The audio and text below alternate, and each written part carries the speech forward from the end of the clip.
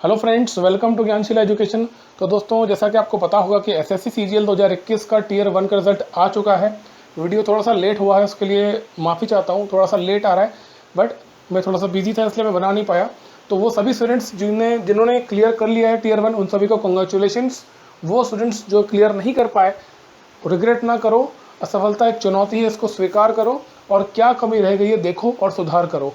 आप अपने आप को इवैल्यूएट करो कि आपने कहाँ कम रह गए और अगली बार के लिए तैयारी पे लग जाओ। ठीक है, जिनका क्लियर हो गया टियर 1, उनसे बात करता हूँ। आपने जो भी मेहनत की थी आपके सामने है, जो भी आपका आउटकम है आपके हिसाब से जिस भी लिस्ट में आपका नाम आप देख सकते हो। लिस्ट 1 जो है, इस बार एसएससी ने पहली बार कुछ नया किया है, 4 लिस्ट में अलग अलग कट ऑफ निकाला है। तो वो देख लेते हैं। लिस्ट 1 जो हमेशा की तरह एओ वाली पोस्ट के लिए होती है, तो इसमें असिस्टेंट ऑडिट ऑफिसर और असिस्टेंट अकाउंट्स ऑफिसर दोनों के लिए वैकेंसी है। कुल मिलाकर के 525 वैकेंसी है और कट ऑफ गया है 159 मार्क्स। ठीक है, इसके बाद में लिस्ट 2 हमेशा की तरह जेएसओ की होती है। तो जेएसओ की पोस्ट का जो कट ऑफ है वो पहली बार एओ के भी ऊपर चला गया। ठीक है, अब ये सब क्यों हुआ है ना, मैं आपको बताऊंगा जरूर। पहले अपन देख लेते हैं एक बार। तो कट ऑफ गया है 162 मार्क्स, और ये जनरल का नहीं, ओबीसी और ईडब्ल्यूएस का भी सेम कट ऑफ है। ठीक है, 162 मार्क्स का कट ऑफ है और इसमें जो वैकेंसी है टोटल 110। इसके बाद पहली बार एसएससी ने एक नई लिस्ट इंट्रोड्यूस की है स्टैटिस्टिकल इन्वेस्टिगेटर की पोस्ट की। इसमें 728 वैकेंसीज हैं और इसका कट ऑफ गया है केवल 114 नंबर। ये जनरल कैटेगरी का आपको बता रहा हूँ। ठीक है, और जो लिस्ट 4 है वो आपको बाकी सारी पोस्ट का है। 6383 इसकी वैकेंसीज है टोटल और कट ऑफ गया है 130। तो यहाँ पर आप देख रहे होंगे कि पहली बार ऐसा हुआ है कि एओ के ऊपर चला गया जेएसओ का कट ऑफ। तो ऐसा क्यों हुआ है? देखो फ्रेंड्स, इसके दो रीज़न है। प्राइमरी रीज़न तो ये है कि आपको दिख रहा होगा कि वैकेंसी बहुत कम है। तो जब वैकेंसी कम होती है ना, तो ऑटोमेटिकली कट ऑफ जो कंपटीशन है वो बढ़ जाता है, तो कट ऑफ हाई जाना ही है। लेकिन ये इतनी कम भी नहीं है कि आपका कट ऑफ इतना ज़्यादा जाए। इसका दूसरा कारण ये है फ्रेंड्स कि जेएसओ के लिए ना आपको अप्लाई करना पड़ता है, और इसके पहले तक बच्चे अप्लाई नहीं करते थे।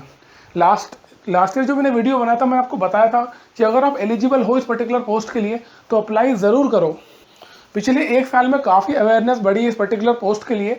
तो जब आप फॉर्म भरते हो, फॉर्म में आपको अलग से अप्लाई करना पड़ता है, एओ के लिए आपको अप्लाई नहीं करना पड़ता। तो उस वजह से बहुत सारे बच्चों ने अप्लाई किया है, और क्योंकि उन्होंने एग्जाम फिर अपीयर हुए तो ऑटोमेटिकली कंपटीशन बढ़ा उसकी वजह से भी, तो इसलिए कट ऑफ इतना हाई गया। ठीक है, तो 162 मतलब वाकई में अनएक्सपेक्टेड कट ऑफ था। इतनी उम्मीद तो मुझे भी नहीं थी कि ये एओ के कट ऑफ को सरपास कर जाएगा।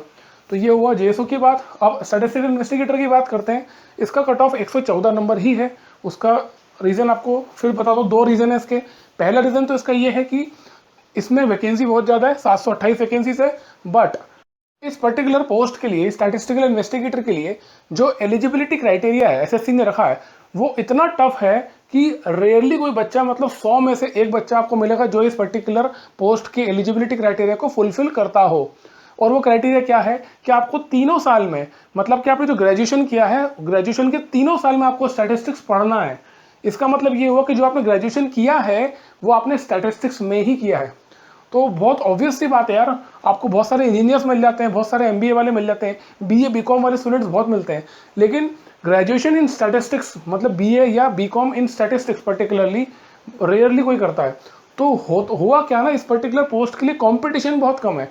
बहुत कम बच्चे इसके लिए एलिजिबल है, जिसकी वजह से इसका कट ऑफ बहुत कम गया है।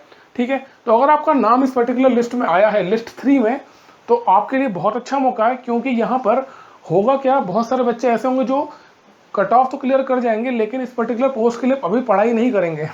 तो अगर आप पढ़ाई कर सकते हो, एक महीने में अगर आप इस पर्टिकुलर सब्जेक्ट को तैयार कर सकते हो, स्टैटिस्टिक्स को, तो आपके लिए सुनहरा मौका है। सीधे आपको होम मिनिस्ट्री के अंदर रजिस्ट्रार जनरल ऑफ इंडिया के अंदर पोस्ट आती है, स्टैटिस्टिकल इन्वेस्टिगेटर। 4200 ग्रेड पे की पोस्ट है। अगर आपकी दिल्ली में पोस्टिंग होती है तो आपको लगभग 55,000 रुपये के आसपास इन हैंड मिलेंगे। ठीक है, तो यार अगर कर सकते हो पढ़ाई ज़रूर करो। अगर आपके पास में स्टडी मटेरियल नहीं है तो अपना पूरा कंप्लीट कोर्स है इसका स्टैटिस्टिक्स का, जिसमें आपको सारी चीज़ें मिल जाती है। मैंने पूरी कोशिश की है इस पर्टिकुलर कोर्स को ऐसे डिज़ाइन करूं कि आपका कम समय में सब्जेक्ट तैयार हो जाए। इसलिए जो वीडियोस डालें वो एनिमेशन वीडियोस डालें, जिससे कि आपको देखने में जो टाइम जाता है वो कम से कम लगे, ताकि आपको रिवीजन का टाइम मिल जाए। तो 12 यूनिट्स इसमें सिलेबस में है। 12 के 12 यूनिट्स अपने कोर्स में कंप्लीट है। हर यूनिट के आपको यूनिट वाइज टेस्ट मिल जाएंगे। PDF मिल जाएंगे, क्लास नोट जिसको आप डाउनलोड कर सकते हो। इसके अलावा आपको फुल लेंथ 5 मॉक टेस्ट मिलेंगे और प्रीवियस ईयर सॉल्व क्वेश्चंस मिलेंगे। तो अगर आपको 1 महीने के अंदर तैयार अगर करना है सब्जेक्ट तो आप कर सकते हो। थोड़ा सा आपको टाइम निकालना पड़ेगा, 1-1.5 घंटा डेली, और आप चाहो तो अच्छी तरह सब्जेक्ट को पढ़ सकते हो और एक अच्छा स्कोर कर सकते हो। मैं आपको फिर से एक चीज़ बताता हूँ, एक इंपॉर्टेंट बात बता देता हूँ कि अगर आप JSO का कट ऑफ क्वालिफाई करे हो या SI का करे हो ना, तो भी आपको एक चीज़ बताता हूँ, अगर आप ये सोचते हो ना कि इस पर्टिकुलर एग्जाम में हम बैठ जाएंगे केवल और कुछ भी नंबर ले आएंगे तो मिल जाएगी पोस्ट, ऐसा नहीं है। आपकी जानकारी के लिए आपको बता दूं कि Tier 2 में जितने भी पेपर होते हैं ना, वो हर पेपर के लिए आपको मिनिमम क्वालिफाइंग मार्क्स लाना पड़ते हैं।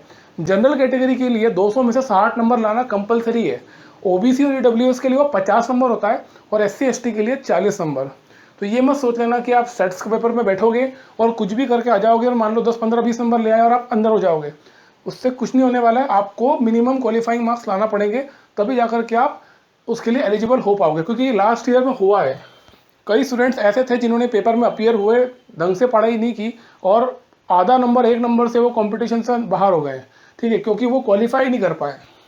तो इस चीज़ का विशेष ध्यान रखना कि आपको इस पर्टिकुलर सब्जेक्ट में अपीयर हो रहे हो तो आपको Tier 2 में क्वालिफाई जरूर करना पड़ेगा। जनरल कैटेगरी के लिए 60 नंबर लाना होते हैं मिनिमम आउट ऑफ 200, ठीक है।